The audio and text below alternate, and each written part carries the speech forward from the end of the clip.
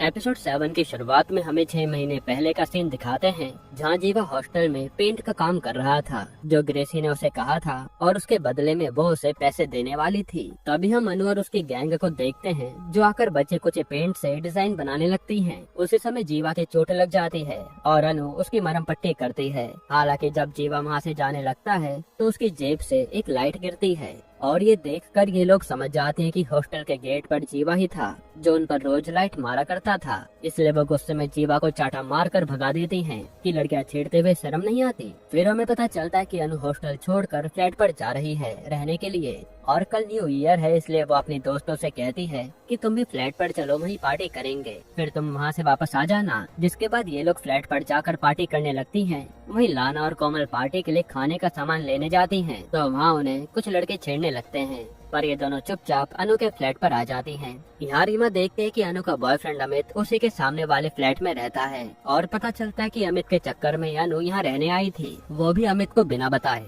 जिस पर रीमा कहती है कि मुझे अमित सही लड़का नहीं लगता। खैर तभी वहाँ लाना और कोमल खाने का सामान ले आती हैं और ये लोग पार्टी करने लगते हैं, पर उसी वक्त दरवाजे पर कोई आता है और ये कोई और नहीं बल्कि वही लड़के थे जो लाना और कोमल को छेड़ रहे थे। यहाँ इन लड़कों के साथ इस फ्लैट के ओनर का बेटा भी था, जो लड़कियों से जिद करने लगता है कि हमें भी अपनी पार्टी में शामिल कर लो ना।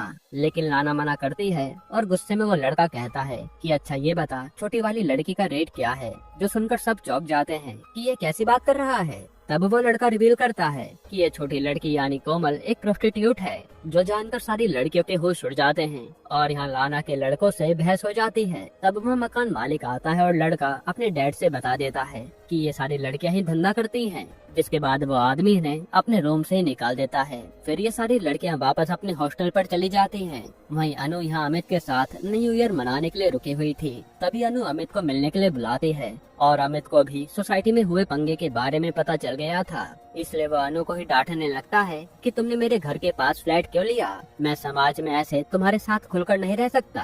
तभी अनु अमित के हाथ में रिंग देखती है और उसे सब कुछ समझ आ जाता है। असल में आज अमित ने किसी और के साथ एंगेजमेंट कर ली थी और अमित कहता है कि मैं आगे तुम्हारे साथ नहीं रह पाऊंगा। ये सुनकर अनु का दिल टूट जाता है। फिर जब अनु वापस हॉस्टल में आ रही होती है, तभी पीछे से उस पर कोई बार बार रेड लाइट मार रहा था, और ये कोई और नहीं बल्कि जीवा ही था, जिसने काफी ज्यादा ड्रिंक कर रखी थी और वो बस पंगे लेने आया था। तब अनु जो पहले से ही गुस्से में थी, वो चिल्लाकर कहती कि अगर तू एक बाप की औलाद है तो अंदर आना, मैं दूंगी आज तुझे मजा जो तू चाहता है। ये बोलकर अनु अपने दोस्तों के पास आ जाती है, जो बोन फायर जलाकर ऊपर पार्टी कर रहे थे। तभी वह जीवा आता है और नशे में अनु को किस करने लगता है। ये देखकर लड़कियां उस पर हमला कर देती हैं और यहाँ इन सब के बीच लड़ाई शुरू हो जाती है, जहाँ जीवा अकेला इन सब पर भारी पड़ रहा था और वो इन सबको खूब गालियां भी देता है। तब निक्की जीवा पर शराब की बोतल फेंक कर मारती है, जो वो पार्टी के लिए लाई थी, और तभी गुस्से में रीमा बॉनफायर की लकड़ी उस पर देकर मारती है, जिससे जीवा आग में झुलस जाता है।